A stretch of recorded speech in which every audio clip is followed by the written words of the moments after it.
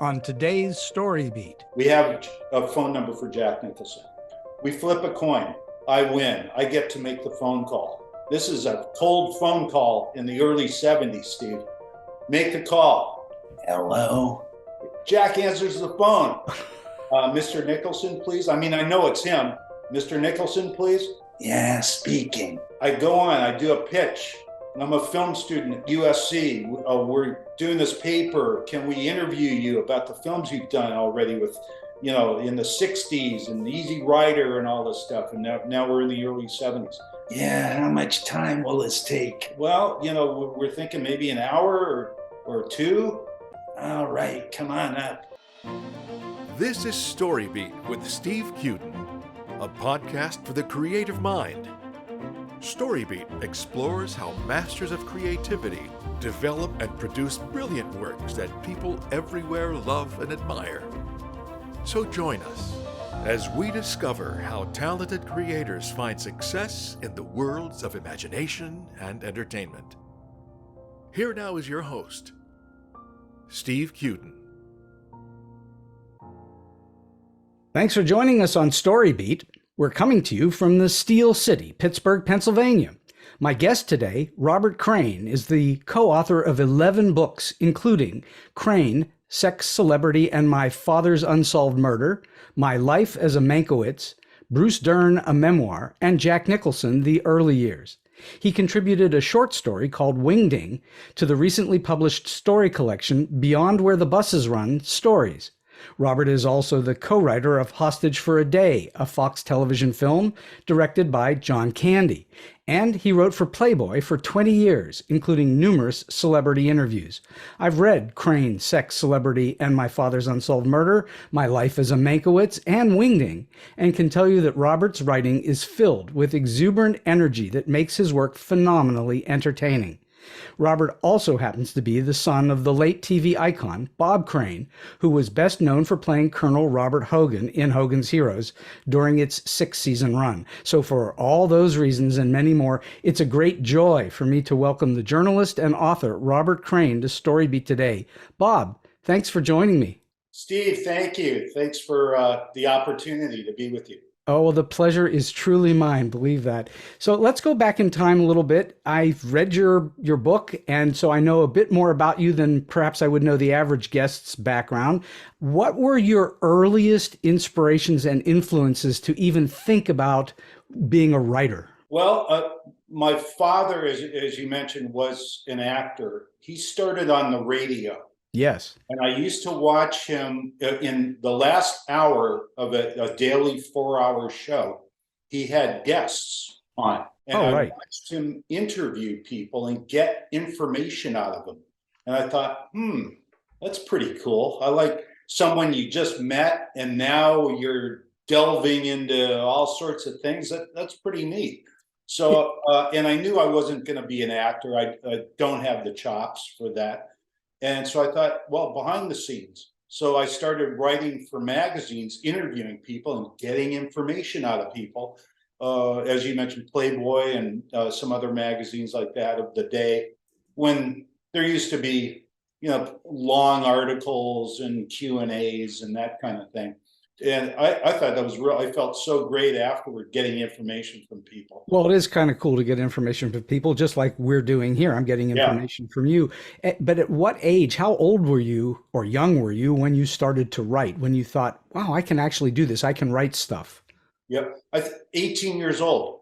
A partner of mine, off and on in some of the books that you've mentioned, Chris Fryer, he and I started writing together in high school, actually. We wrote a biker script because this was back in the days of Easy Rider and all the Roger Corman bike films and all that stuff. So we thought, hey, we can do that. So we wrote a biker film together, which nothing ever happened.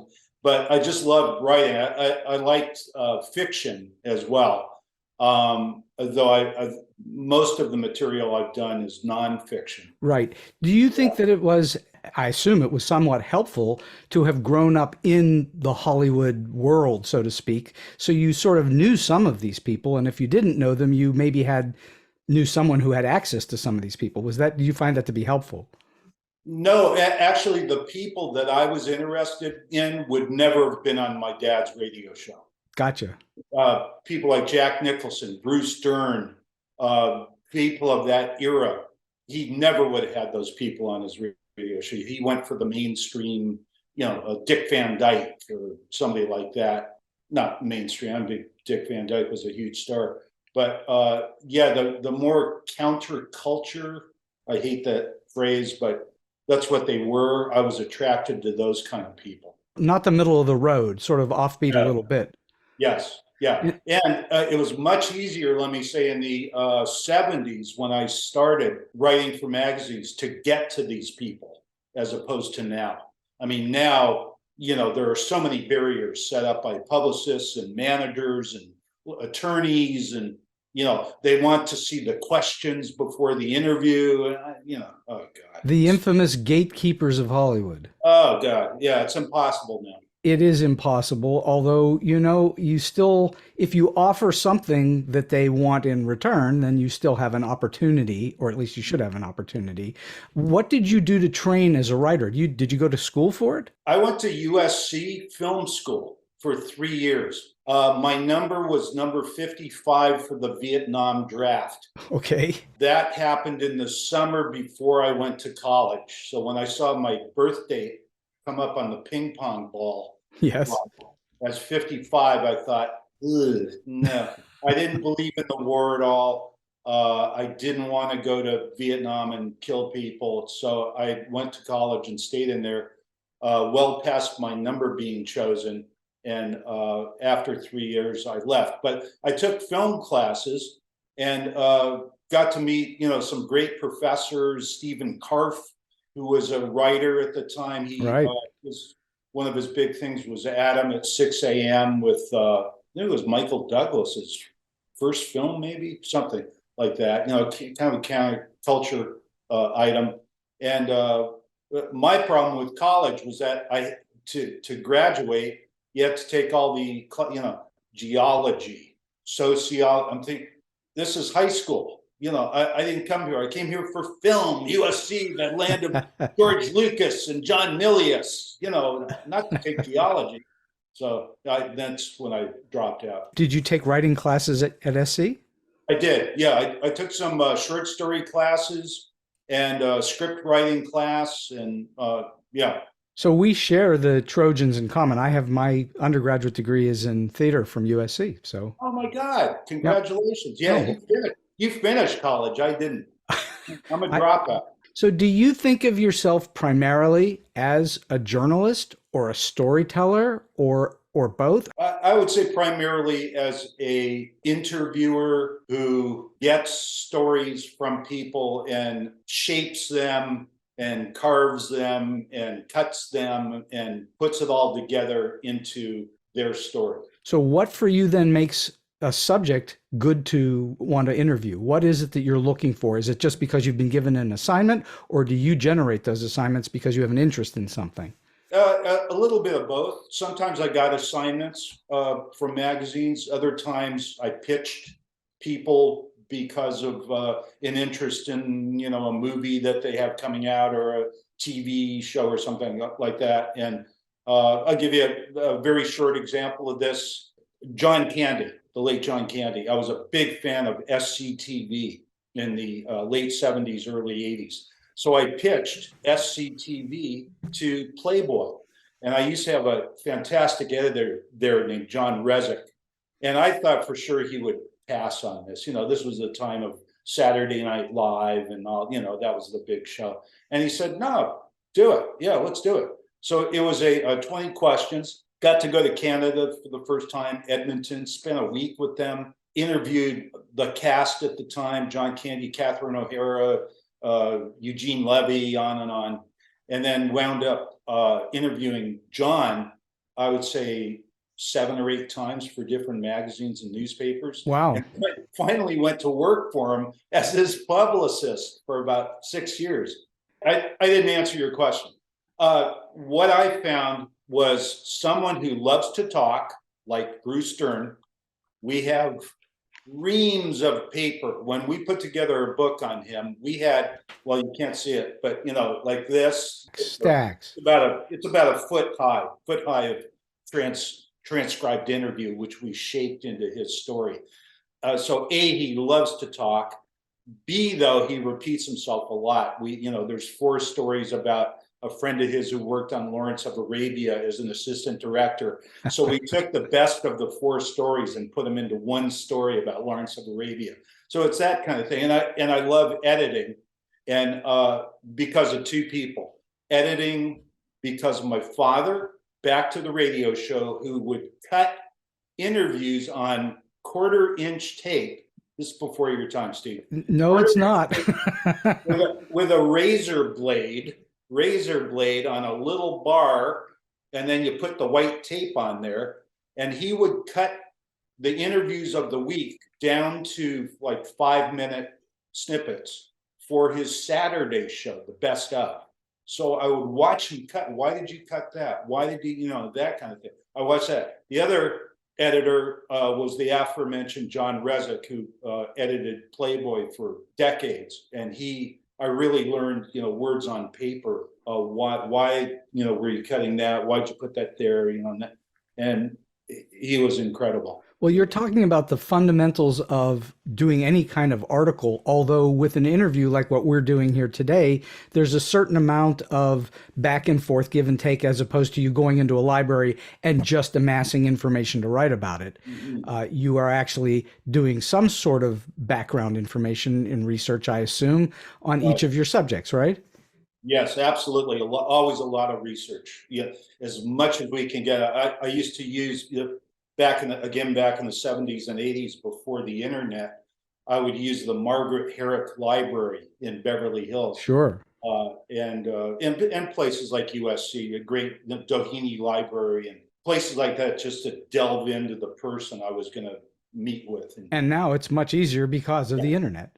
Absolutely. And do you find something in that process to be challenging all the time that you have to overcome, or you become very, very fast at it? In terms of research? In terms of research, do you stumble on anything when you're trying to gather material? Does anything typically get in your way, or has it now become somewhat easier because of the internet? Yeah, overall easier because of the internet, but there's a lot of misinformation out there. What does that mean? Well, to me, like Wikipedia, just to use them as an example, you cannot take everything that's on Wikipedia as the fact. I mean, there's a lot of wrong stuff that are, I'm not sure how Wikipedia is put together, but there are other sources too, where you read the information, then you see something totally different in the next piece of information that you're finding somewhere else. You have to go back and go, wait a minute, I thought, no, that wasn't true. What do you do when you have conflicting information like that? How do you make a decision? Well, I have to go with the Woodward and Bernstein, 3 sources. I've got to find other sources, or if I know somebody who may know about this person, they may be one of the sources as well. And I try to get 3 backups that point towards the, quote unquote, correct answer. And once you have figured out what it is, then it's somewhat simpler to actually put it together. Yes, yeah, and it's much easier to come up with questions, and I use questions as a guide to the interview. But things, as you do this all the time. You do this more than I do. Something comes up that isn't on your list of questions. So if you make that split decision and go, yeah, this is really interesting, and you go down that path, and then maybe get back to your questions. But you've got to be loose. Well, absolutely. And that, which I don't talk about very often, but with you, it's easy to have this conversation. Really, from my perspective, part of the interview process is being a really good listener. Yes. And sometimes I find myself, I'm trying to get ahead of the curve a little, and I'm not listening as well as I can. And so I have to then dig in and listen even harder. Yes.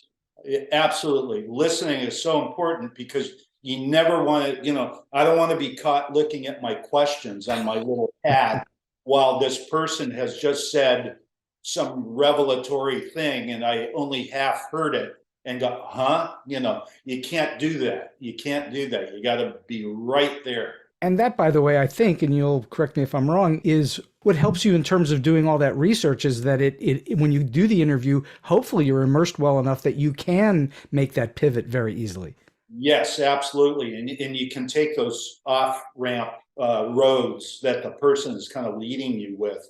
And you may come up with all new topics and areas that weren't even in your research and not on your list of questions. And if you make that split decision again, if you find it interesting or something that readers may be interested in, you go down that path. Are you a deep rewriter? Do you like to rewrite? Not with person's voice. I will never put words into a person's the way they would speak. Right. In other words, going back to Bruce Dern for a minute.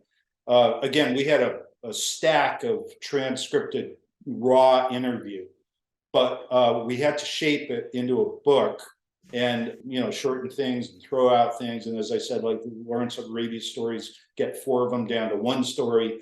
But we never changed a word of his because that's a no-no on my list. I agree. Will never put words in someone else's mouth.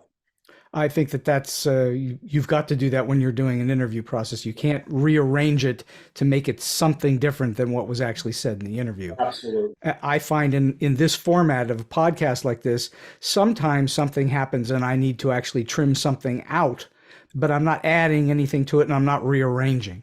Yes. Yeah. There's always the time and space predicament, where you only have so much time or space and you do have to cut things. What are a few of the things that in all of your work, you've done lots of magazine work and then you've written a lot of books too. What are a few of the things that you find you must do to secure that work, to secure a chance at publication? You have to come up with interesting names. And I have to be honest, I am more interested in names of the 60s, 70s, 80s, and 90s than I am now. Which is a big problem for me. And overall material. I mean, I just read, Jack Nicholson's birthday is upcoming. And so a newspaper did, the 20 most fascinating, best Jack Nicholson films. And I've seen probably every one of those 20 Jack Nicholson films. And their favorite film happened to be 5 Easy Pieces, which is my era. It's 1970. Absolutely. I was going to film school. This is after, besides Easy Rider, this is the first time I saw Nicholson on a screen. And I went, wow, this guy's the new Brando. I love this. So it was easy for me then. Now it's much tougher. But yeah, you have to anticipate people's performers' moves, whether they're in music or film, television. You got to read about, again, research what their upcoming projects are. You have to anticipate, the thing coming out whenever, because on magazines, at least it used to be, Playboy was anywhere from 3 to 6 months in the future, so you're looking down the road and seeing, okay, she's got a film coming out in June. It's January right now. I got to get to her right now and get this thing recorded and interviewed and put into shape, turned in, editor works on it, and then there's still 3-4 months down the road before it's published. You're always a little ahead of the game in Yes. order to meet that publication deadline. Absolutely. What makes Nicholson, aside from him, you already called him the new Brando when you saw him, what do you think makes him so truly unique among all those unique stars? The scene that got me, going back to 5 Easy Pieces, and for your listeners, this is 1970. Karen Black is in the film, and Susan Anspach, and it was, some people call it, one of the best films of the new wave of American filmmaking. Bob Rafelson directed it. When Jack Nicholson meets with his father, who's confined to a wheelchair, doesn't speak, he's just a presence. And Nicholson basically does a monologue to his dad about everything he's done well and wrong, and he apologizes for things. Jack starts crying. And it was so impressionable to me as a guy I was in my 20s, to see a grown man cry on screen. You got to be so comfortable and relaxed as an actor to do that, I thought, wow, I got to keep my eye on this guy. I think that's one of the real big tricks that actors have in their bag of tricks, which is, can you relax enough in order to emote in a way that is natural? Yeah, yeah, and he had it. When you're thinking about coming up with a new book, it's almost always about somebody or someone. You tend to do biographical work, correct? Right. Yes. Yeah. And so that makes it, I'm thinking it makes it a little bit easier for you in the sense that something exists and you can work with something that exists, i.e. a living person, versus when you're trying to craft something that's fiction where nothing exists. Oh yeah, where you're staring at the blank page or the blank screen. The tyranny of the blank screen, yes. You did write this wonderful book that was truly surprising to me as a huge fan of Hogan's Heroes. I was a huge fan back in the day. And I'm just curious, what made you ultimately want to write such an in-depth look at your father's unique life and lifestyle? Yeah, I had read a couple of other books, and again, I found a lot of wrong information. Yeah, I read one in particular about the murder, and I highlighted all the wrong information in that. And when I went through that book, it was like every page. So I figured I want to do my own thing about that. So you wanted to correct the record, basically. Yeah, yeah, and I'm not saying I am, and I've said this up at the top of the book. I don't claim to be 100% correct about everything that's in that book, but it's from my point of view. Well, your point of view is probably closer than most, so it's more than viable. The structure of the book I found fantastic, which is it's basically a juxtaposition, a back and forth juxtaposition between your own personal story and your father's life and his horrible murder.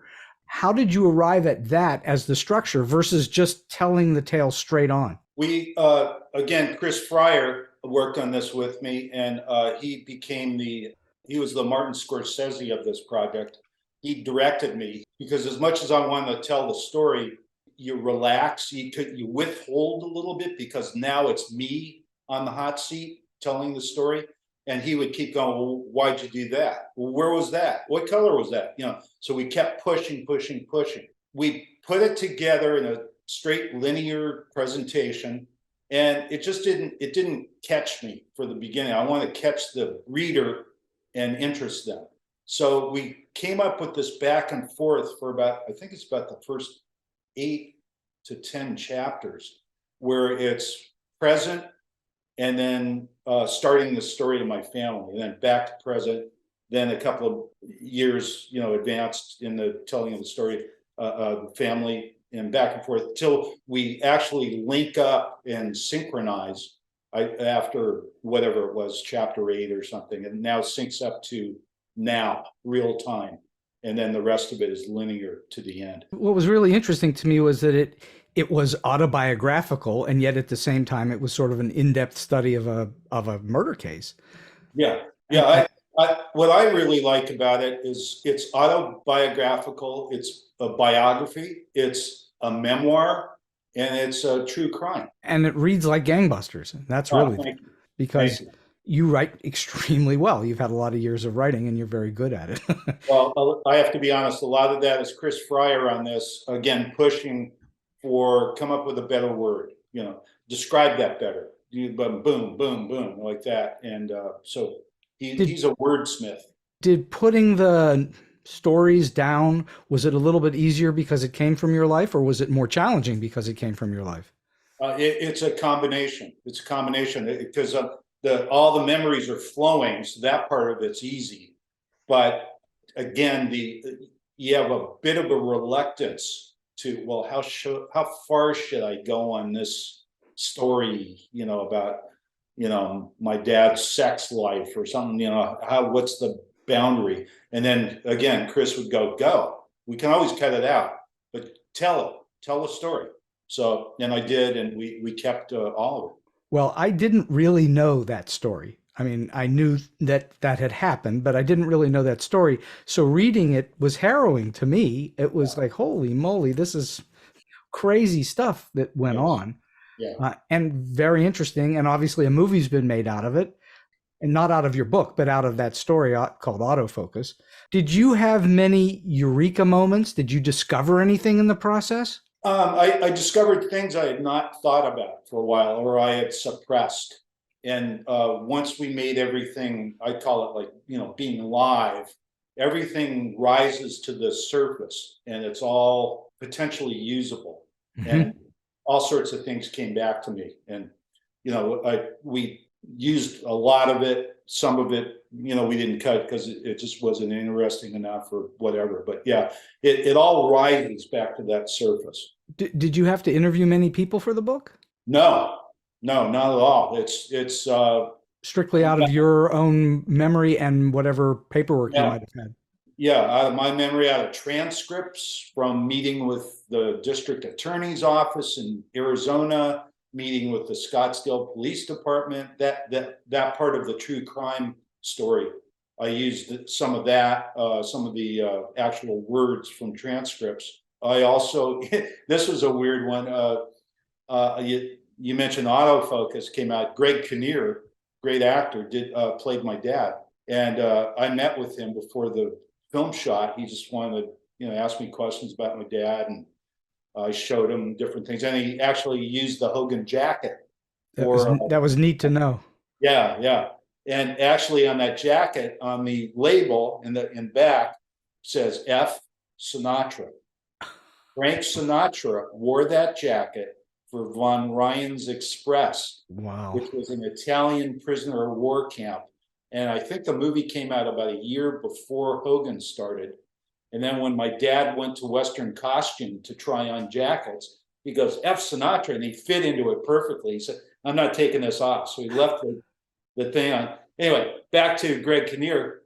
I got an assignment from Playboy to interview him when Autofocus was coming out. Okay. Yeah, so it's really bizarre. And I'm also in the movie for about a minute.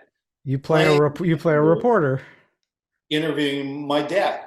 Bizarre moments. Yeah. Out of where you're up in the corner of the room looking down on yourself while this is happening. It's going, whoa. True out-of-body experience. Yes. So I also use some of those experiences for the book. Did you need to obtain any kind of copyrights for the book? Did you have to obtain any kind of rights? No, not at all. And in any of your books, have you ever had to obtain rights, whether they're picture rights or? Yeah, on the Nicholson book, Bruce Dern, Tom Mankiewicz, because there's a lot of stills from movies that they've acted in or Tom wrote and direct. We had to get clearances from studios. It's not as hard as it used to be when they actually charged money for that. Now it's just, give us a courtesy MGM, and they're happy just because all their old films are now replaying on Amazon or wherever. So even though there's been autofocus, would you like to see a movie made out of this book? Oh, out of my book? Sure. Absolutely. I would, all depending on the director, I think. Well, yeah. Listen to me. All depending on the director, I think, Steve. Because I have to admit, I was a complete whore on autofocus. I found out, I read in the Hollywood Reporter that Paul Schrader is directing a film about my dad. And I went, what? Yeah, really? Paul Schrader. My dad and I saw Taxi Driver together in Westwood. Oh my God, are you kidding me? So I immediately called that production office and said, listen, I'm one of Crane's kids. I got to meet with Paul Schrader. I just got to sit down. And this is all for selfish reasons because I love Paul Schrader's films. Yeah. Well, and that's a good entree one way or another. Yeah. I am curious, in the book, you discuss this thing called Fellini excursions. Yes. Would you mind explaining what those are? Yes. I'll give you two quick ones. A Fellini excursion would be a bizarre incident that I'm right in the middle of with my father, because he's the one that gets invited to these things. Two very quick ones. The West Coast premiere of Deep Throat and on Santa Monica Boulevard, folks, in West Hollywood. My dad got invited to all the big events. So his wife at the time, my stepmother, didn't want to go. He invites me. I go with him, actually a little red carpet, tiny red carpet out in front of the Pussycat Theater as we go in. And I'm afraid to like sit down on the seat, inside. Anyway, that was one fleeing excursion. We look at each other during this and just go, fleeing excursion. Another one was a bocce, where you roll that heavy ball, like, Right. like bowling, the Italian bowling. My dad gets invited to a bocce tournament at Caesar's Palace in Las Vegas. So he asks his wife, my stepmom, she doesn't want to go. Bobby, yeah, sure, I'll go. We go, and this is back in the 70s. One of the guys in this tournament, it was a charity tournament raising money for, I forget what charity. One of the guys, one of the celebrities in this is Joe DiMaggio. Oh, wow. Joe DiMaggio. So, who is the unhappiest person in the world. He has no idea why he's there. He's got that sour face on. My dad and I, my dad's rolling the balls. He's in a bocce tournament. We look at each other. Fellini excursion, Dad. So Fellini excursions are out of a Fellini movie, but in your life. Yes. Yeah. I think that's a wonderful phrase. I don't know that I'll ever use it in mine, but I'll be thinking about it. I want to turn to Tom Mankiewicz for a bit because I am also a huge fan of his. He, I don't remember, it's like 4 or 5 Bond movies he wrote, correct? Yes. Yeah. He wrote, was it Live and Let Die? Man with the Golden Gun. And Diamonds Are Forever? I think he did write Diamonds Are Forever. Yeah. But he also rewrote a couple. He went uncredited and rewrote a couple of Bonds after that. So, why, he was an experienced writer. Why did he need you to help him write the book? Again, going back to my book, Crane, and working with Chris Fryer, it's easier when someone is prodding you, pushing you, directing you. Come up with this. What about that? How did you meet him? Like that. And Tom, how I met Tom, again, I was working for John Candy. John did a film, not a very good film, called Delirious, which was in 1990. But the best part of that film was every day at the end of the shoot, everybody would meet in John's dressing room or Tom's dressing room. John, rum and coke, cigarette. Tom, Jack Daniels, cigarette. And the stories from Tom would just start and roll and roll and roll. And it was a 3-month shoot. I hated to see that shoot end because I missed his stories. But then years went by and I thought, wonder what he's doing in terms of telling stories. I called him up and he said, well, I kind of started writing a book, but I'm only 50 pages into it. I said, let's meet. I pitched him, and again, because I'm playing director, interviewer, trying to get the information from him, he found that a lot easier than just sitting down at the keyboard by himself doing it. So I taped everything, and again, shaped it, edited, cut. It makes sense that when you're trying to write something that's personal in nature, that you might want to leave things out, even if you're subconsciously leaving them out. And having someone else around to, as you say, push them, prod them into remembering things or putting things down. I think that's a really great way to think about it. Yeah. Yeah. You weren't acting as a ghostwriter for him. You were collaborating with him on it.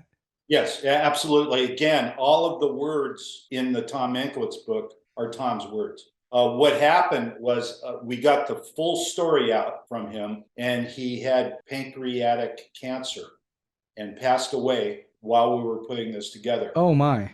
But I had the full story from him. So I went back and I took almost a year to go through all the material, shape it, cut it, put it in some kind of an order that this is a straight linear story, just, growing up in that family, kid, had his dog, gets a break, just starts writing, all the way up to the very end. And he never saw the release of the book. He had passed away.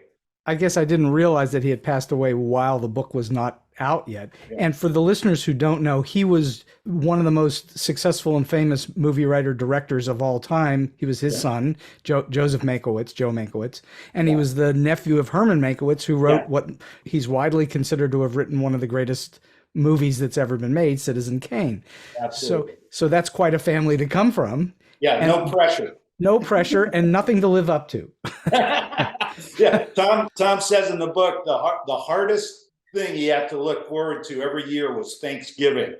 Having all these people sit down at a Thanksgiving table. He said this was the roughest table in the world because everybody is so sharp and biting and sarcastic and, throwing little bombs out. And oh God. Well, I can imagine for him, if he's sitting at that table, here you've got the guy that made All About Eve, and here you've got the guy that wrote Citizen Kane. And what are you doing? You're writing James Bond.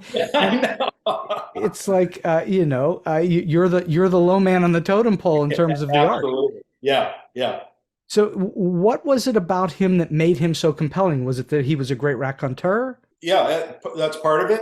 The history of his family is part of it. The problems that he had to go through. His mother committed suicide, growing up with the famous dad, having a brother. They didn't see eye to eye, the brothers.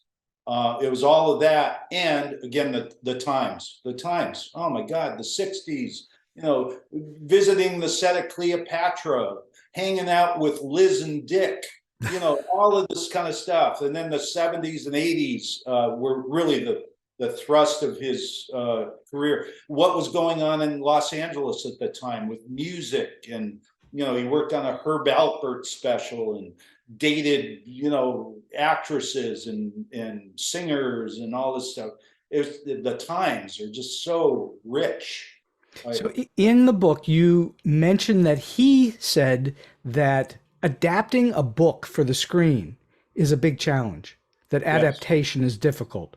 Yes. What do you think makes adaptation difficult to do and do well? Well, first, you're trying to stay true to the book. I mean, the book has to be somewhat of a success to be made into a movie. It could, I don't think producers want to produce, maybe you can come up with an example of that, but there are definitely, and I'm not thinking of one right now, but I know for a fact certain that there are books that are not all that successful, but they're compelling in some way from a storytelling perspective, and people then buy the rights to those books and turn them into movies because they think it makes a better movie than it is a book.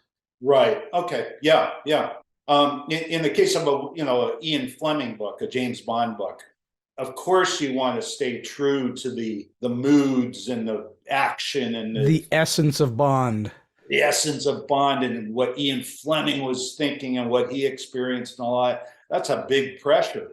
But you'll also have to get it contemporary. I mean, the Bond books are written in the 50s, most of them, or a lot of them. And, Tom's working on a Bond film in the 70s when there's newer technology. There's, a whole different look at sexual revolution and all that kind of stuff. And so you have to contemporize it too, without totally forgetting Ian Fleming. So that would be, and knowing that millions of people are going to be seeing this movie anyway, because it's a Bond film, it's a lot of pressure. Well, once they established in From Russia with Love, and then Goldfinger in particular, once they established the gadgets, which really were not a hallmark of the books, that they then started to get bigger and bigger on those because that's what the public wanted. Yes. So they did take on a bit of a life of their own that went beyond where the books were, but yet they sort of stay true to the essence of those stories. Yeah. So he also wrote for Superman, for Richard Donner. He did. And he also wrote Lady Hawk and Dragnet and The Eagle Has Landed and The Cassandra Crossing. And what was it about him that made him the right person to write those kinds of movies, Bond and Superman? What was it about him as a person that made him the right person to do those movies? I think the producers and the studios loved his dialogue. He would come up with, lines, particularly like for the Bond films, or something that wasn't in the Ian Fleming book, but a funny line. And of course, now I can't think of one. For instance, he rewrote a film I just saw for the first time the other day. Legal Eagles. Redford, Deborah Winger, Daryl Hannah. Never saw it when it came out in the 80s. Not a particularly well thought of movie. No. Tom rewrote it. But I know, and again, I can't remember the lines for you, but when I was watching this the other night on Amazon, I said, that's a Tom line. I know it. And that's why they brought him in.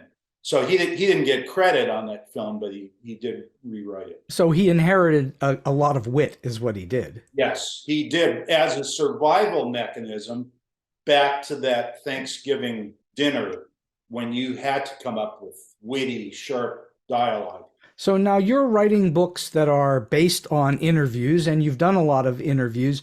I'm assuming then it's relatively easy to get the voice of the subject on paper, that you're writing their voice. It's all about the subject again. If it's Bruce Dern and Tom Mankiewicz, it's very easy. I don't want to name anybody, but sometimes it's more in the editing of the interview to try to get some voice out of it because the person is being safe or they're scared or they don't do a lot of these. They don't have a routine down. That's harder. Yeah, but the biggest compliment I was ever paid was for the Mankiewicz book. A reviewer said, "This is just like sitting at the bar with Tom Mankiewicz and with a cocktail and probably a cigarette and listening to these stories." I concur. I thought he or she, I forget the reviewer, got Tom's voice. And that was the biggest compliment I could ever have. I concur. I think that's because if you're writing even nonfiction or you're writing fiction in particular, most writers have to work for a while to get their voice on paper. Yes. So that you can actually hear that person talking. One of the things that I have learned over time in having dealt in my career with several different famous people is that sometimes famous people are only as personable as the scripts they get, that they're not actually very interesting people off screen at all. Yes. And so that's what you're talking about, where you also might have to infuse some kind of personality into an interview. Absolutely. And I will not name names, but yes, where you got to really pull. It's like, stretch it out, Okay. And the biggest thing too is, as you know, Steve, with meeting with some, particularly a celebrity, relaxation. If they are not relaxed, you have to make them relaxed somehow. And I don't mean a glass of booze or a joint or something like that. You've got to make them feel like they're the most important person in the world first, and totally relax them, and they feel like they have they're on a trapeze, but they have that safety net down below. They're not going to fall on the ground, whatever they say. Well, how many of them have been skewered in various articles? And so they get gun shy too. Yes, absolutely. And that's why the managers and the publicists and all the people that run interference for them, set up all the boundaries now where it's very tough to get there. Let's talk for a moment about John Candy. We talked about him earlier, but you did work for him for a while. Give the listeners a sense of what life around John Candy was like, and how did you, for lack of a better word, survive it? Yeah. As I said earlier, I had probably interviewed him, I would say, about 8 times for different magazines and newspapers. He started a company called Frostbacks. He claimed he was a Canadian wetback. So he's from Toronto. So he was looking for in-house people for his company to do certain things. And he thought, Bob, he's worked on the other side of the desk. Now I want him on my side, being the guy that speaks for him in terms of setting up things and making sure he's going to be comfortable and, all that kind of stuff. So I went to work for him as a quote unquote publicist. To answer your question, being with John Candy, we called them the Beatles. When you went through an airport, and he did fly private planes, somewhat, but he did take a lot of commercial planes. To get John through the Toronto airport, LAX, JFK, any major airport, because of his size, big guy, tall guy, 6'3", and lovable, never turned down an autograph opportunity. People, particularly women loved John Candy. So there would be a little group of us, the posse, you know, trying to get him from the plane to the curb to get into a car. And he would never say no to anybody. So you're stopped, and then people see, oh, there's John Candy. Now there's a line of people. Wow. Sign, hey, John, sign my forehead. You know, it was unbelievable. And he was the sweetest guy in the world. He is, well, my two favorite movies of his are Planes, Trains, and Automobiles and Uncle Buck. And if you watch those, that is John. I mean, he's sometimes an oaf. He's sweet, the sweetest guy in the world. He's kind. He's well-meaning. He's funny. He's a big kid. He was all of those things. It's just a great time. He has a beautiful turn in Home Alone. Not a big part, but Yes. a beautiful turn in Home Alone. Yeah, I was there. It was a one day, 22-hour day, Steve, shooting in Chicago. They had him for one day. He worked for scale. John Hughes, the producer of the film and writer, offered him 1%. Turned it down. He turned it down. I think it was as a thank you for Planes, Trains, Uncle Buck, and a few other things. That was his thank you. And of course, the film, you know, made $500 million in 1990. Yeah. What would that be now? Yeah. He had 1% of it, or he could have had 1%. Turned it down. My goodness. When you were working for him, you were, as you say, you were sort of like an in-between person between him and what, media people and so on? Yes. Yeah. And did you feel like at that point you already had enough of that experience where it was relatively easy for you to do? Or was there a lot of on-the-job training that you went through? A little bit. Mostly I felt like I could do it, but I also learned a lot of new things too, because I'm dealing with all sorts of new people and new experiences and forks in the road. There would be Friday afternoon at the aforementioned Frostbacks when a couple of drinks were had to close the week. And we set up all these things for the following week. And then Monday morning, I get a phone call from Mr. Candy saying, get me out of this. I can't do it. John, we promised blah, blah, blah, you know, Tuesday. I can't do it. He's had all weekend to think about it, and he doesn't think enough of himself that he's going to be a great interviewee or a great guest or something. Okay, Bob, just, you know. So I would have to call some things. I would talk him into it to do, but a lot of things I had to call the person or the company or the paper or whatever and cancel. I got yelled at. This is the most unprofessional thing I've ever dealt with, you know, all that. People are yelling. I go, I'm sorry, you know, we can't do it. Was it truly he was that self-conscious?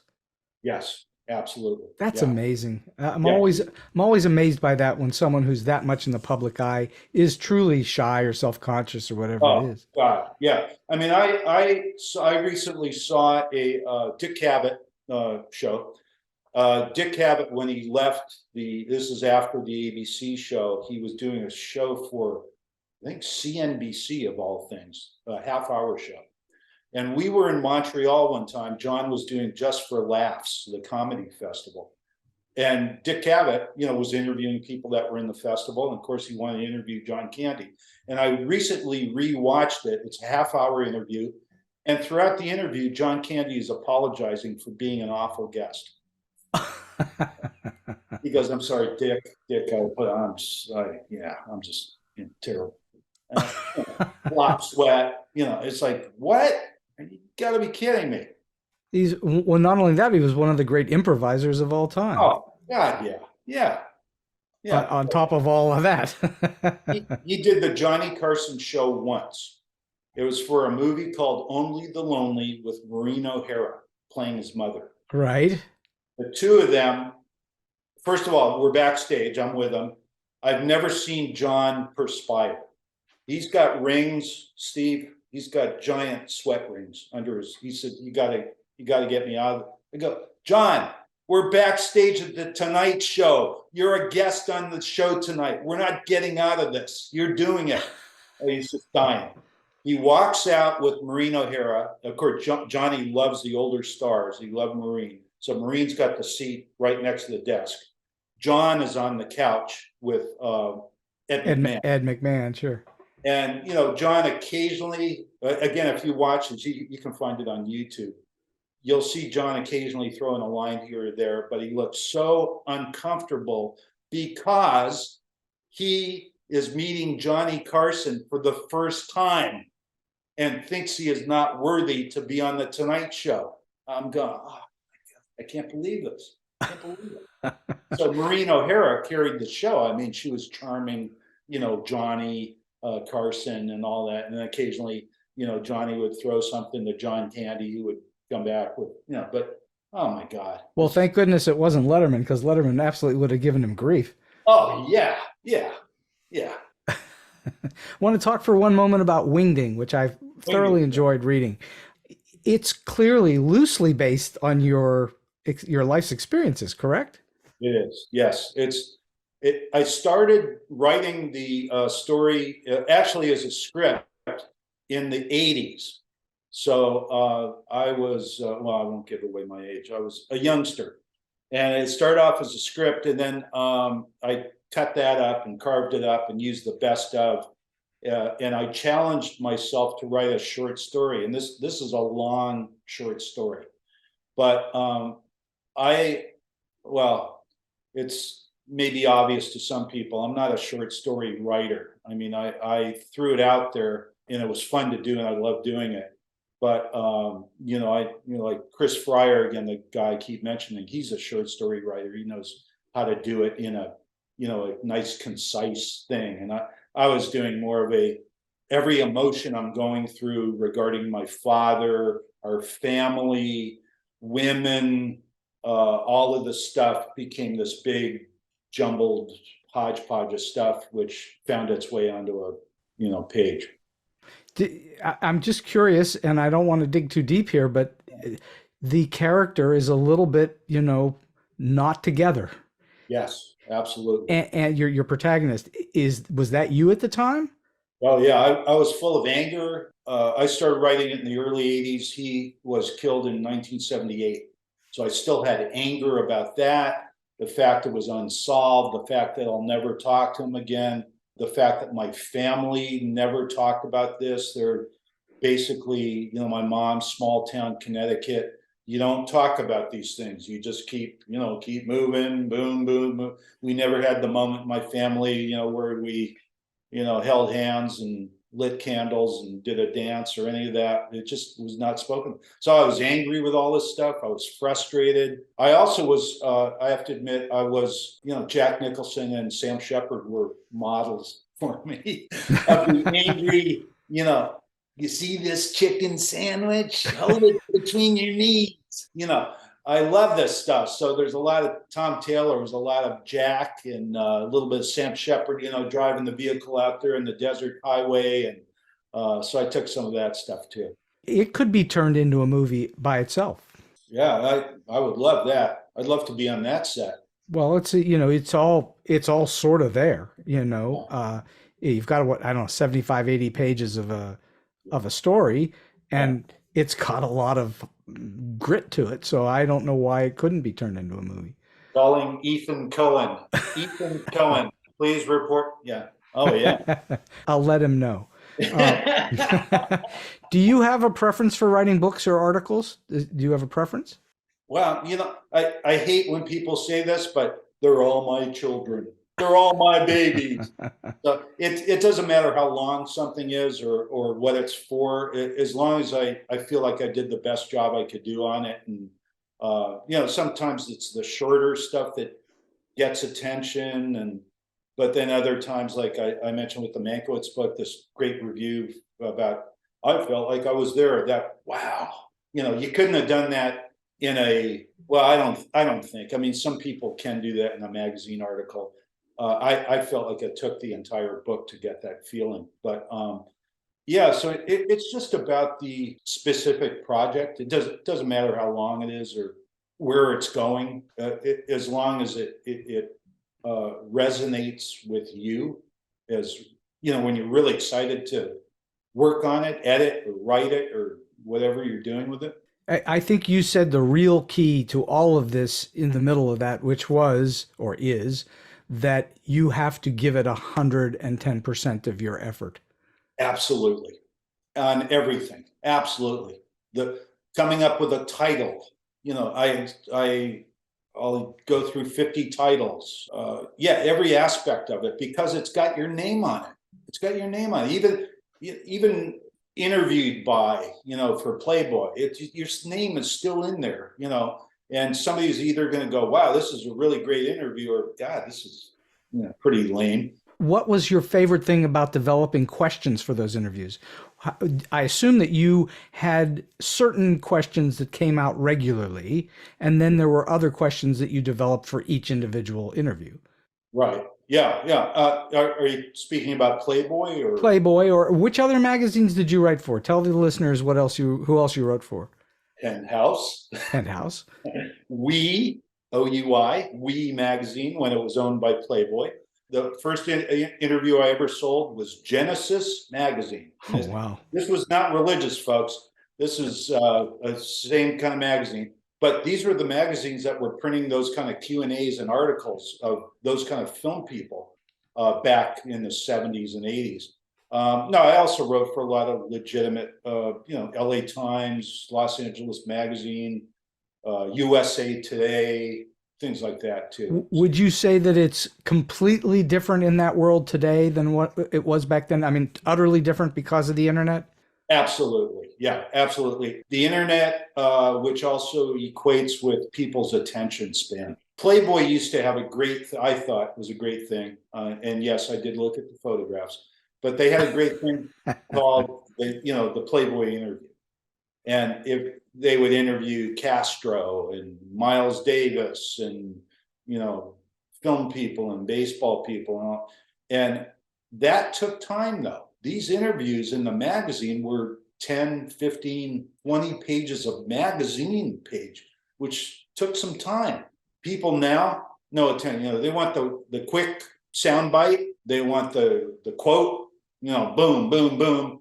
Then they think they know everything about this person now because they saw one thing on, you know, a gossip page somewhere, read it on their news on the phone in the morning. And no, you don't know that person. Playboy, back in its day, in its heyday, despite the fact that it was best known for nude pictures, was in fact a great source of many interesting both fiction and nonfiction articles. Yes, absolutely. I totally agree with that. I mean, they had a who's who of writers, as you said, writing fiction and nonfiction. They had a who's who of people as interviewees. They had who's who of people being the interviewers. Oh yeah, and the artists. All I know is I only read the articles. Yes, absolutely, Steve. Absolutely. Yeah, and of course that's what everybody was saying. I'm only reading Playboy for the articles. Yeah. Oh okay. Yeah. Like one time I dug Playboys out of my dad's closet, and my mom came in and busted me. You know, I was about 10. I was 10, and I tried to tell her, "Mom, I'm reading an interview with Miles Davis," right? And you know, she didn't buy it. What would you say are the most common mistakes that novice writers make to write the kind of work that you've done, and how can those mistakes be avoided? Well, if we're talking nonfiction where you're working with one person. Nonfiction interviews, yes. You have to absolutely be sure that this person that you're about to spend a lot of time with has something to say. And I'm not being facetious. I mean, you have to do research. If you're trying to find some popular, you know, flavor of the week person, it's not going to work. It's not going to work. You got to find someone who's got somewhat of a body of work. I'm talking music, sports, film, TV, any of that. Some kind of depth. Depth. Yes, absolutely. Otherwise, you're spinning your wheels. You're just going to get a sound bite, and Who cares? So a young person going after a career in nonfiction journalism, where they want to do exposés of people or interviews of people, real world people, the key is to look for folks to interview who have some substance to them. Who have some chops. Absolutely. Yes. And I forgot to mention politics. So important nowadays. If you want to be a political writer, yeah. Don't give me the little easy soundbite from Marjorie Taylor Greene where, oh yeah, get into someone who works with her or, is behind the scenes with her, something like that to get that interesting story. And it'll almost write itself if you it's like casting, if you cast the right interviewee, that's half the battle. Well, that's the same thing for casting a movie. If you cast the right person in a movie, that's half the battle. Absolutely. Yep. I've been having the most wonderful conversation with Bob Crane, and you've obviously met and dealt with lots of famous people, including Jack Nicholson. And I'm wondering if in all of your experience, you have a weird, quirky, offbeat, oddball, or just plain funny story you can share. May I have two? You may have two, just for you. Thank you, Steve. I'll give you my favorite interview of all time. Coco the gorilla. Coco was a sign language using gorilla who I met in the 80s. She knew 600 words at that point in sign language. I pitched this to Playboy. They go for it. What? I go up to Northern California. I spend a day with Coco and the person who is doing this whole project with her about sign language, Dr. Penny Patterson. I don't know sign language. I asked the question. I have my list of questions. And before I even ask a question, Coco wants to see my teeth. Coco is interested in gold. And I had plenty of gold in my mouth at that point. So I show her my teeth. And she's a 400 or 500 pound gorilla. And I would ask the question, and Penny Patterson would sign it to Coco, who would literally have her hand on her chin thinking about the answer, and then sign back an answer to Penny, who told me, and I wrote it down. That was the most extraordinary interview I've ever done. That's Coco, who has passed on. That's pretty amazing to be able to do that. Nicholson. Chris Fryer and I are two punks at USC. I'm studying film. Chris is taking English. We do have a couple of film classes together. We're going to write a paper on our new hero, Jack Nicholson, for Stephen Karff, who's a screenwriter who is teaching a class about heroes of the 30s and 60s. We're kind of stretched into the 70s, but Jack started in the 60s. We do the paper. We say, God, let's expand this. We got to talk to him. We got to talk to this guy. Chris's brother's father-in-law, if you can follow that. Chris's brother's father-in-law is a publicist. He's got, I do have one number on Nicholson. I don't know what this is. It could be his manager. I don't know what it is. I'll give it to you. Don't tell him I gave it to you. We have a phone number for Jack Nicholson. We flip a coin. I win. I get to make the phone call. This is a cold phone call in the early 70s, Steve. Make the call. Hello? Jack answers the phone. Mr. Nicholson, please. I mean, I know it's him. Mr. Nicholson, please. Yeah, speaking. I go on. I do a pitch. I'm a film student at USC. We're doing this paper. Can we interview you about the films you've done already with, in the 60s and Easy Rider and all this stuff. And now we're in the early 70s. Yeah, how much time will this take? Well, we're thinking maybe an hour or two. All right, come on up. He gives us his address. Wow. He lives on Mulholland. We drive up there. Steve, there's no gate. This is the early 70s. There's no gate. We drive down the driveway. On the left, we find out, is Marlon Brando's home. They share the same driveway. We get to Nicholson's house. We get out of the car. We go in. We spend, I think, 3 hours with him. He's wearing a robe with a bat pin on it. a bat pin. And this is the early 70s. Batman wasn't until 89. He's not wearing underwear, so occasionally his legs will go over, and I get a flash from him. I'm trying to be cool, but I'm thinking, there's Jack. We do the interview. We proceed to turn in the paper. We get aids from Stephen Karpf. Then we say, we got to expand this into a book. There hasn't been anything written about him, and we're in the 70s now, and he goes back into the late 50s doing these B and C movies. We got to do this. We ask him, do you mind if we put together something? Yeah, go ahead. Thinking he'll never see these two punks again. We go off, we interview people. That's where we met Bruce Dern, Roger Corman, people that work, Dennis Hopper, people that have worked with them up through the early 70s. We finally put it together. My girlfriend's dad is a writer. He has an agent. We get this book to the agent. The agent says, yeah, I think I can place this. It's the first book on Jack Nicholson. He places it, small publisher. We get it. We share a whopping, I think, $2,000 for 3 years' work. We don't care, Steve. We're on the top of Hollywood right now with the Sun. We call him up. Hello, Jack. This is 3 years later. Jack, we have books. We'd like to bring you a book. And there's like a pause. Oh yeah, he's thinking these lames. All right, come on up. So we drive up there. We give him a book. We have a hardcover book. At that time, it was called Jack Nicholson Face to Face before we updated it.